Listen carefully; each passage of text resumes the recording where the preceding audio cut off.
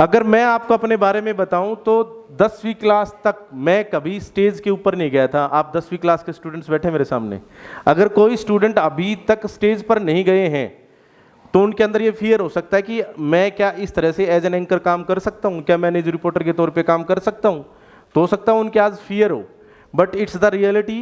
Almost मेरी जो education हुई है सारी गवर्नमेंट स्कूल से रही है, लेकिन मैं 10वीं क्लास तक कभी भी मंच के ऊपर नहीं गया।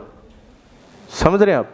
तो सोच के देखिए कि उसके बाद जो 11th क्लास 2 अक्टूबर जो गांधी जयंती थी, उस दिन मेरा एक भाषण था। उस भाषण में मैंने है ना जो शुरुआत की थी वो 30 जनवरी से की थी, मतलब मरण दिन से शुरू किया था। 2 अक्टूबर वाला दिन जो स्पीच दिया था, उस समय ये girls school Mahendragarh government girls school जो है, यहाँ पर एक बड़ा कार्यक्रम था। विधायक रावदान सिंह जी होते थे उस समय भी, और वो बतौर चीफ गेस्ट थे। मेरा स्पीच था उस समय, मैं आया था मॉडल स्कूल से, सरकारी जो स्कूल है उधर से स्पीच देने के लिए, और मैंने स्पीच शुरू किया 2 अक्टूबर वाला गांधी जयंती के ऊपर। तो मेरी पहली जो लाइन थी वो सीधा मैंने गांधी जी को मार ही दिया, जन्म नहीं करवाया। मतलब मैं इतना होपलेस हो गया था, इतना कॉन्फिडेंस नहीं था मेरे अंदर कि मैं मतलब अच्छे से स्पीच भी दे पाऊँ। मेरी पहली लाइन सीधी ये थी कि जो मुझे याद आया वो अंत लाइन याद आई कि गांधी जी की मृत्यु 30 जनवरी को हो गई। ठीक है, समझ रहे हो आप? उसके बाद मेरी दूसरी लाइन के लिए रावदान सिंह जी एंड अदर्स ये कह रहे थे शाबाश बेटा कर सकते हो, बोलो। फिर मैंने उनका जन्म करा अगली लाइन में। गांधी जी का जन्म 2 अक्टूबर को 1869 को ऐसे हुआ। आप समझिए कि वहां से जब मैं बाहर निकला था तो कितने बच्चे मेरे पर हंस रहे होंगे। वैसे भी वो गर्ल्स स्कूल था, उस समय गर्ल्स कॉलेज भी होता था, तो गर्ल्स सारे कंबाइन थे, वहां पर इकट्ठा थे। समझ रहे हैं? सभी गर्ल्स वहां पर इकट्ठा थी।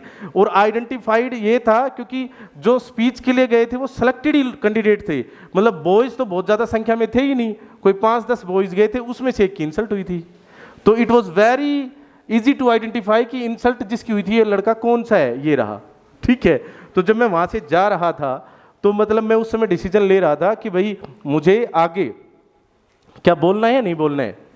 लेकिन ये मेरी मतलब आप कमजोरी कह सकते हैं, उस समय कमजोरी थी। और उसके बाद मैंने इसी को डेवलप किया। मैंने उसी दिन डिसीजन लिया कि नहीं मैं इस पे काम करूंगा। और उसके बाद मैंने अपना इंस्टीट्यूट तक चलाया, मैंने इंग्लिश स्पोकन क्लासेस चलाई। मेरी टीम के माध्यम से मैं आज बहुत सारे शिक्षण संस्थानों में बोलने की कला सिखा चुका हूं। और साथ में अब हम न्यूज रिपोर्टर के तौर पर एज एन एंकर काम करते हैं, और उन्हीं रावदान सिंह जी का हमने अपने चैनल पर इंटरव्यू किया है। तो कोई भी कर सकता है। चलिए शुरू करते हैं।